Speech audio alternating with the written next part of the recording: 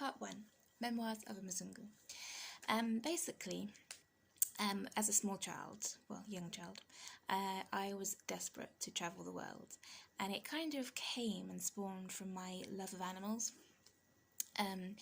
So I was just obsessed with all animals, but I had certain favourites in different categories and stuff. But my all-time favourite animal was a koala bear, and so this was when I was maybe 5, 6 years old, and so because of that I wanted to travel to Australia. And then it kind of spiraled that that's what would happen. I would find or become attached to an animal that I really liked, and from that I was like desperate to go to that country, visit that animal, etc. But definitely into like conservation and that sort of thing. So for example, maybe when I was about 7 or 8, gorillas. I don't think they topped koala bear, but definitely level. You know, it was coming up, and it was just, I think I'd kind of realised that Australia, for some reason, I don't know why, that it was just so far away, so far removed, and that I just wouldn't really ever go there, I don't know. So always still in the back of my mind, always still wanted to go, but because of Diane Fossey, she gave me kind of hope that because she had lived with these gorillas and she had gone and just been around them, got them to trust her, and just lived with them, it kind of made me think, oh, I could do that, that's amazing.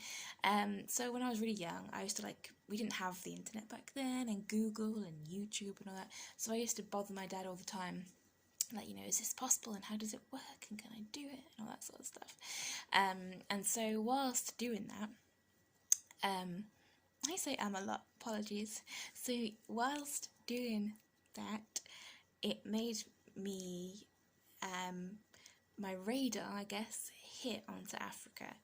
And then not really Africa as a whole, but at the time I thought that gorillas were in Uganda. I know that I think that they border, and there are some in Uganda, but back then I thought that was the country, that's where they lived. So I was obsessed with Uganda, and I must go to Uganda. That's my dream, that's what I want to do. Then later my dad corrected me, and he was like, no, it's Rwanda.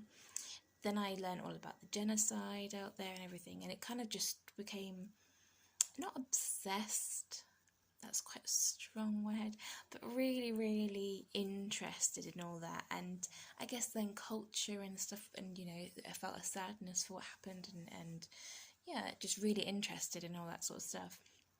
So that was always there, over my shoulder, a little radar. But then obviously you grow up and you've got lots of responsibilities and moving out and living alone and relationships and whatever else, and so it kind of always just got pushed to the back, busy working, everything, and just always, I guess, as you get older your dreams start to fade of, oh, that's not going to happen.